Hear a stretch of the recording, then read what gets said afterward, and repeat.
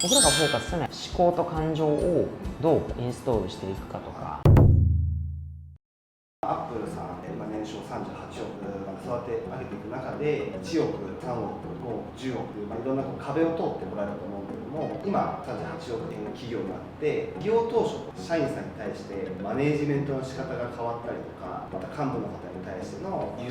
言葉が変わったりとか違いはあったりしますか？起業当初は会社として目的目標がなかったので、別に目の前の事業をうまく回ればって感じでやってきて、3億ぐらいになって30人ぐらいになった時にそれだけだとうまく動かなくなったので、僕らがやったのは何のためにやってるかっていうのをちゃんと考えて設定して、なので理念をしっかり作る。それっていうのは会社としての目的目標を定めると、いうことを徹底的にやった結果、マネジメントはまずはやっぱ理念がファーストだと、僕ら理念イコール目的だって言ってたんですけど、理念ファースト目的ファーストですよね。だから徹底的に考え方思考を重点的に教育したですかね。例えば具体的にそれっていうのはどういうふうに伝えられていたのか。僕は人っていうのは、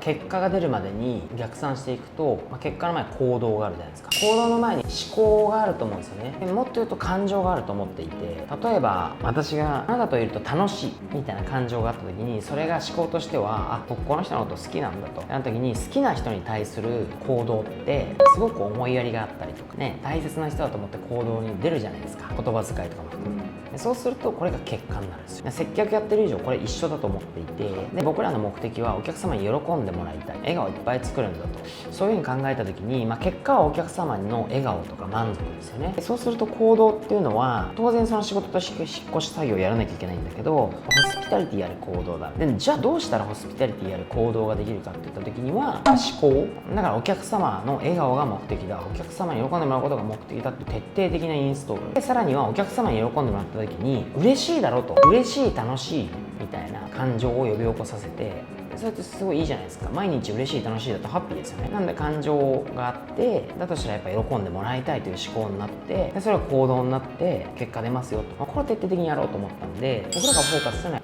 思考と感情をどうインストールしていくかとか、そういうことをひたすらやったので、研修とか話す場面を多くしたりとか、理念とか、クレジットとかもいっぱいありましたけど、そういうのに接する機会をひたすら増やして、それが大事だって言い続けた。もちろん今も大事ですし。意外だったのが、会社って大きくなればなるほど、いろんな社員さんというか、人が入ってくるので、どうしてもマニュアルを作りたくなるのかなって思ったんですけど、そっちの行動の方ではなくて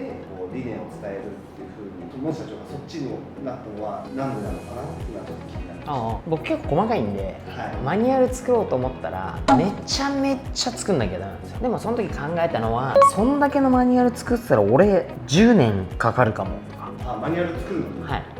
結局こんな分厚いマニュアル作ったって誰も見ないやろと、僕も絶対見ませんし、だから絵に描いた餅だなと思って、だから当然一定のマニュアルが必要ですよ。僕の考え方だとマニュアルってあくまで基準なんですよ。なるべく少なくした方がいいですね。だって覚えられないし、その基準を絶対クリアした上で、あとは個性を生かしてやってもらいたい。機械のようにこれの通りやっとけよっていうのは本当は最低限なんです。そうじゃないとイノベーション生まれない。そんな考え方もあって、マニュアルイコールどう行動するかじゃないですか。それよりもこの行動を自発的に促すためにはっていうことで思考に入ってるんですよね。だから簡単じゃないですか。お客様を笑顔にする、喜ばせる、これだけ思考を埋め込めば、行動はその人なりにどうやったら喜ぶか、どうやったら笑顔を作れるかっていうことで自分なりに考えて行動していくわけですよ。これが一番理想ですよね。でそこに思考を抜きにして、別にお客様に喜んでもらおうが喜んでもらう関係ない。でも会社として決まった行動マニュアル、これやったら喜ぶとかをやればいい。でこれになると、例えば挨拶の仕方とかも何を言うかにフォーカスされちゃうわけですよ。笑顔で元気よくハキハキとおはようございますと自分の名前を言いみたいなですね。笑顔でハキハキってそもそもこれも定量化しないといけないですよね。でもそこには僕は思うんですけど、ノンバーバルなことが重要で、どれだけ大きな声でハキハキと笑顔で挨拶したって言っても絶対感情がこもってなければ分かるんですよ。だから結論、感情がこもってなければ分かるわけじゃないですか。だから感情がこもっていれば、そういう思考になっていれば、お客様に喜んでもらおうと思ってした行動だったらちょっとずれててもお客様もその気持ち分かるから、本当に私のためを思ってくれてやってくれたからこれぐらいちょっといいよ。だからやっぱりとにかく大事なのは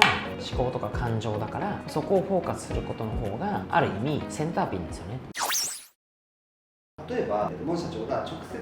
全社員に向かってモン社長の考え方、そういった理念をお伝えするぐらいの規模だと伝わりやすいと思うんですけど、先日埼玉支店にお邪魔した時にある社員さんがですね、引っ越しをエンターテインメントだと、ただ物を運ぶだけの仕事じゃなくてお客さんにより喜んでもらう、それがどういう形で喜んでもらうかはそのケースバイケースなんですけど、とにかくエンターテインメントとして引っ越しを考えてるっていうふうにおっしゃっているのがまさにモン社長の今お話の通りだなと思うんですが、今のアップルさんぐらいの規模になってきた時にどういうふうに末端の社員さんまで社長の考えを伝えているのかっていうのをどういうふうに仕組みとしてやってらっしゃるのかなとちょっと気になりました。いろいろ細かいことを仕掛ける。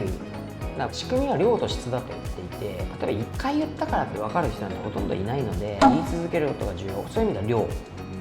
ですし、伝えるんだったらより理解してほしいから、質みたいな、これを常に追いかけ続けるしかないと思うんですけど、でもどちらかといえばやっぱ量かなと思っていまして、毎日口酸っぱく言うとか意外と大事で、具体的には朝礼とか研修、カルチャーブックみたいな、ミーティング前に全部読んでから入るとか、例えば社内 SNS で発信するときはそういうことばかり発信するとか、あとはその評価とか称賛の仕組み、これが大事だって言ってるわけですから、お客様満足度が評価され称賛される仕組みとか、こういうのをもう徹底的にやりましたよね。だから理念浸透の仕組み、これは先ほど言った朝礼とか研修とかカルチャーブックとか、そこ社内のポスターとか、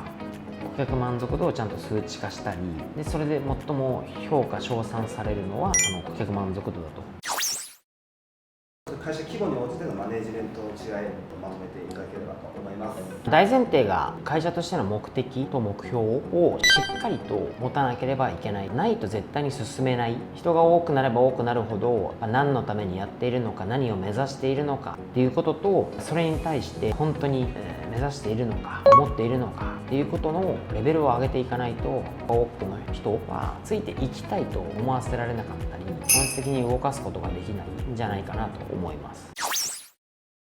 このチャンネルでは現場の様子、社内イベント、研修、またはビジネスに役立つ知識など様々な動画を配信しておりますので、ぜひチャンネル登録をよろしくお願いいたします。そしてこの動画にもいいねを押していただけると大変嬉しいです。Apple では共に働く仲間を常に募集しておりますので、ぜひご連絡ください。ありがとうございました。